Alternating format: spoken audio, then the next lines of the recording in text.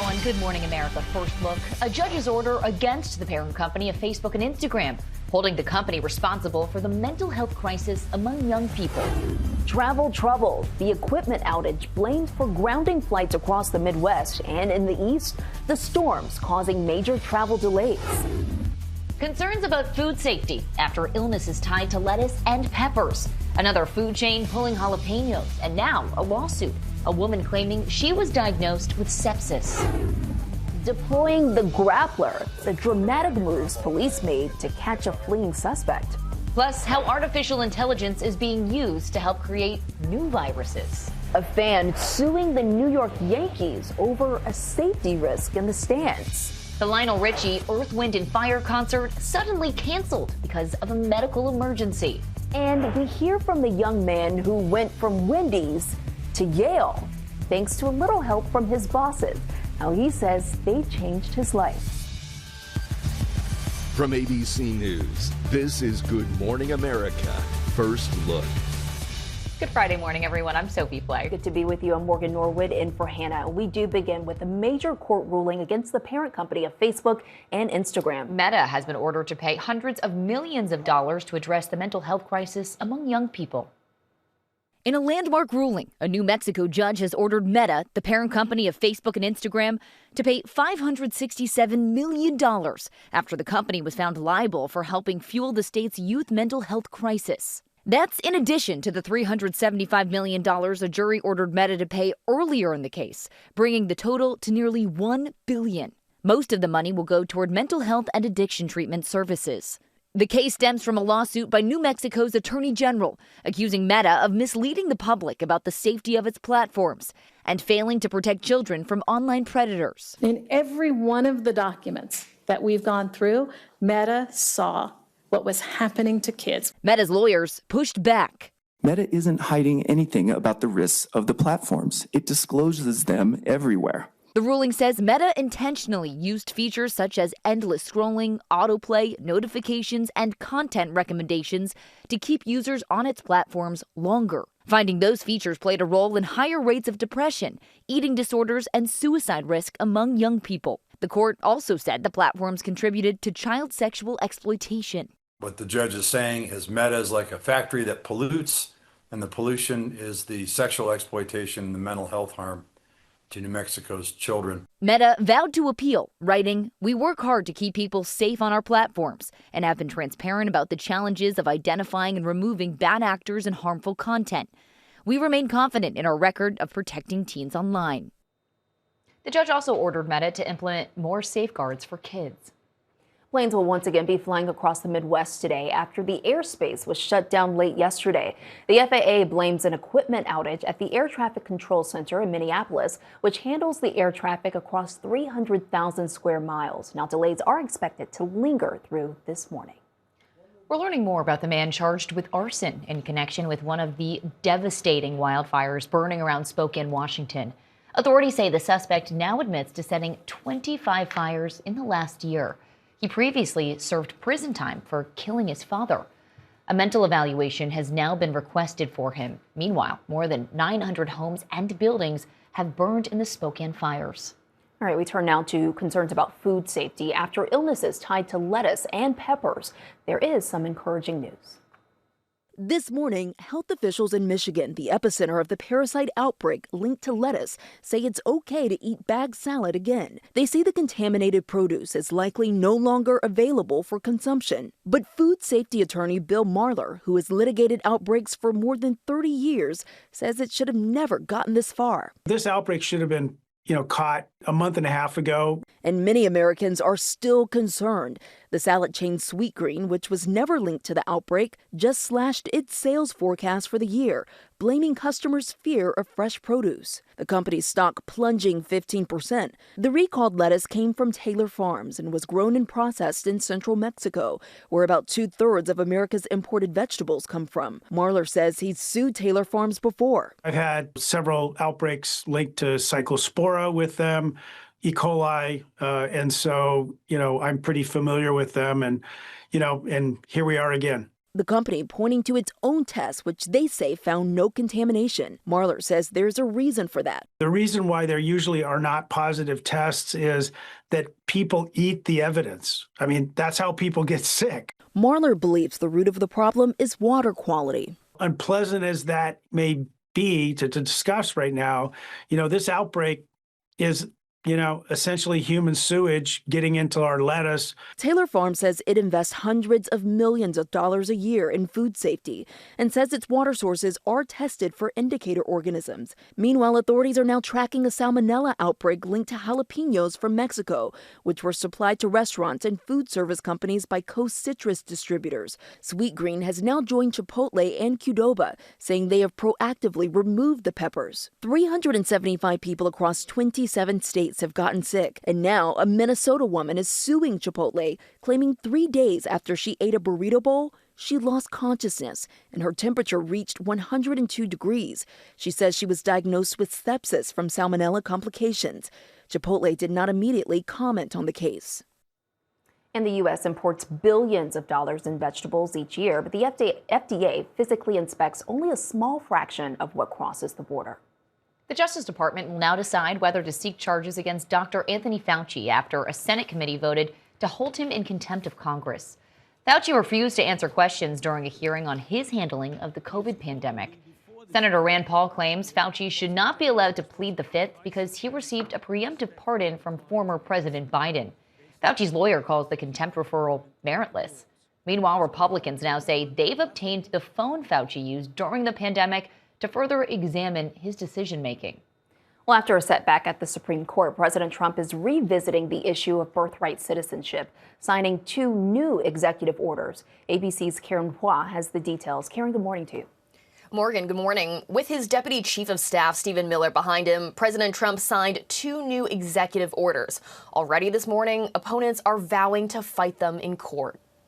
President Trump is taking another swing at birthright citizenship, 2 months after the Supreme Court struck down his first attempt. We had a very unfortunate decision in the Supreme Court concerning birthright. People are building businesses around it. From wealthy people are building businesses around birthright citizenship. That's not the way it's supposed to work. Trump signed 2 executive orders Thursday. Deputy Chief of Staff Stephen Miller, the architect of Trump's immigration policy, explained who will be ineligible for citizenship at birth. Members of foreign terrorist organizations and large categories of people who lobby and act on behalf of foreign governments. The second executive order signed by Trump targets so-called birth tourism. The idea that people come here pretending to be a tourist, pretending to be a visitor, saying they want to go to Disneyland, they want to go visit a monument or go to a national park, but the real reason they're here is to have a child, to make that child an automatic citizen. So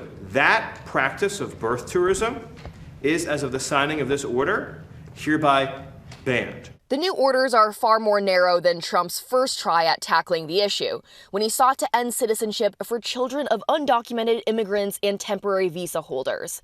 The Supreme Court rejected that in June, citing the 14th Amendment, which grants citizenship to anyone born on American soil.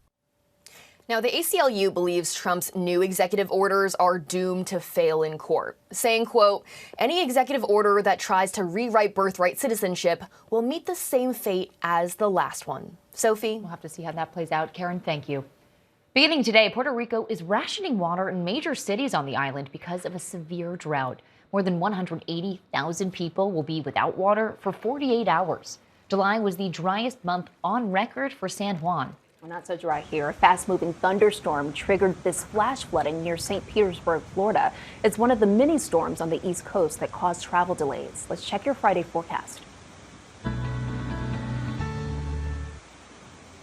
Good morning. Still watching plenty of heat on the map. Couple storms over parts of the Great Lakes in the northern mid-Atlantic. Still watching the smoke issues in the northwest, not along the coast, basically from Spokane all the way into the northern plains down to Denver as well. Lots of heat in the west, although the northwest is getting a little easing of the heat over the weekend. Going to have some storms in the northeast during the afternoon hours, maybe into the New York City area. Lower humidity by Sunday, but it's still sizzling as we start the weekend. That's your forecast. I'm ABC News senior meteorologist Lee Goldberg. Have a great weekend. Coming up, how artificial intelligence is being used to help create new viruses. Also ahead, was it attempted murder? We hear from the man accused of cutting off a diver's oxygen supply during a dispute over lobsters. And later, a fan suing the Yankees over what happened in the stands. In Oakland, California, a woman is in critical condition after being hit by a car. Police say a little boy was behind the wheel. They say two brothers, ages 7 and 4, took their parents' car while the parents were sleeping and lost control. The boys are okay. Earlier this week, police in Maryland say a 13-year-old was driving a stolen car when he caused a deadly crash. In Washington state, sheriff's deputies say they had to use a grappler to stop a reckless driver who they had been chasing for miles. The driver crossing into oncoming traffic, ramming several cars. Officers quickly arrested her. No one was hurt. Well, for the first time, scientists have used artificial intelligence to create a blueprint for viruses that don't even exist in nature. Researchers trained AI models to predict DNA sequences, and it resulted in viruses that could infect bacteria in a lab. The research could lead to new treatments for genetic diseases, but critics worry about the technology getting into the wrong hands. Now to Florida. We're hearing from the man accused of cutting off a diver's oxygen supply during a dispute over lobsters. He's charged with attempted murder. This is the moment of the confrontation. You know what? You are childish as can be. An apparent fight over a fishing spot during what's known as lobster mini season in South Florida. We have a diver down there, you. The man seen boarding that boat, 51-year-old Michael Simpson, who's charged with attempted murder, accused of cutting off the oxygen supply of a teenager who was diving at the time. You wouldn't like that done to your kids, would you? This is a very serious matter that somebody would try and turn off someone's air tank while they're swimming, diving. Simpson, appearing in court, says he intends to plead not guilty. Please allow both sides to come out. Court documents claim there was an argument over who got to that fishing spot first. Witnesses report they saw Simpson swim over to the air supply unit and intentionally turn it off. The teen was pulled to safety by someone on the boat who reported he was left gasping for air. But Simpson, speaking to ABC's Victor Oquendo, tells a different story. It's all lies. It's simple. He says it was the other group who became combative, and he believes one of them pulled the rope attached to the breathing device. To portray myself as this animal or murderer that would turn off air for no reason, and it's been devastating. Simpson claims the video shows only him and his son swimming to their boat. Members of the other group have not commented. All right, we'll keep an eye on that story. Well, coming up here, a beauty pageant scandal. Miss North Carolina stripped of her crown. Also ahead, why a $20 burrito has sparked a debate among Republicans about affordability.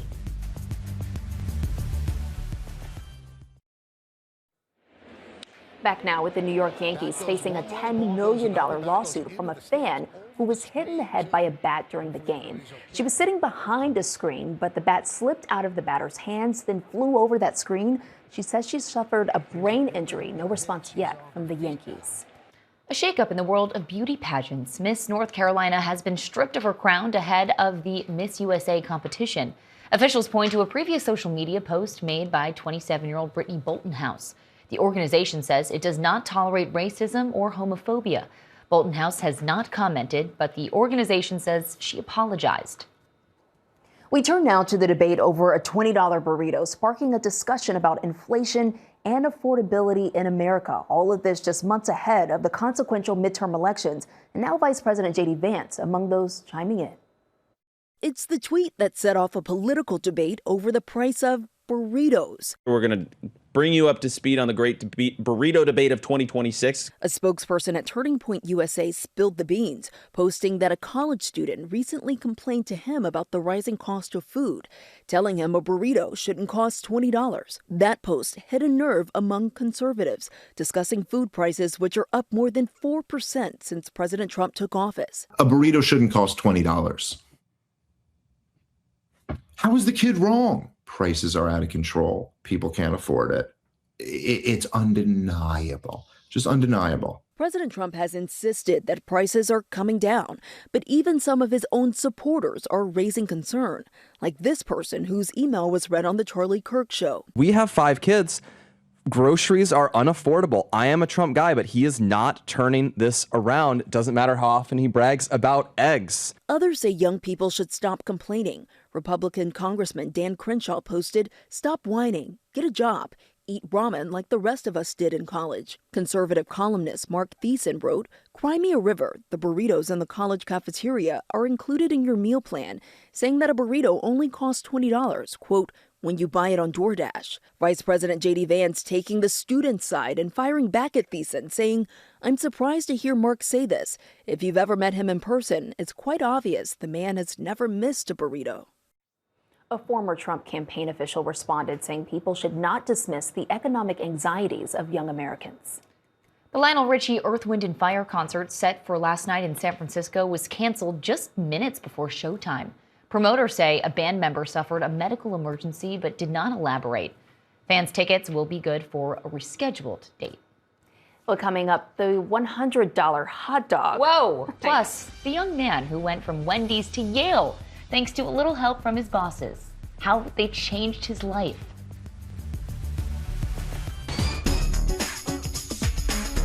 Time to check the pulse. We begin with a journey from fast food to the Ivy League. Meet Feliz de Souza. He worked at a Massachusetts Wendy's after coming to the U.S. from Brazil 10 years ago, and he just got accepted into Yale. Look at that smile. De Souza had planned to go into construction after high school, but his bosses convinced him to stay at Wendy's, promising to set aside money for him to go to college. They put him through 2 years of community college, and now he's headed to Yale. It changed my whole perspective about life and about what I could actually do because someone believed in me. We saw a bright future in him, and so we wanted to help in any way we can. De Souza says his story reflects what the heart of the American dream looks like. It really does. Next, a $100 hot dog. In this economy, well, it comes with way more than mustard and relish. The luxury dog is smothered in caviar and 24-karat edible gold flakes. It's being sold at VIP events in Florida. The Wall Street Journal says premium toppings and presentations are pushing hot dogs into the realm of haute cuisine. From hot dogs to breakfast cereal, Kellogg says it will remove artificial dyes from all of its cereals by the end of this year, making the transition to natural colors and vegetable-based coloring. Health Secretary RFK Jr. has been among those pushing companies to make those changes to the cereals. Next, a funny place to do a Zoom meeting. Truly, a politician from New Zealand joined her colleagues from her bathroom. She said that she was doing laundry, but things got even more awkward when someone appeared to be taking a shower right behind her. Interesting. Next, what some bears will do to get your food. Yeah, visitors to a Tennessee mountain cabin found a mother and her cubs ransacking their car. The bears managed to break into the sunroof. Well, some unusual traffic on this Indiana highway. 18 sheep got loose after a crash, started walking down the highway. Thankfully, no one was hurt. Sheep eventually rounded up. Top headlines next.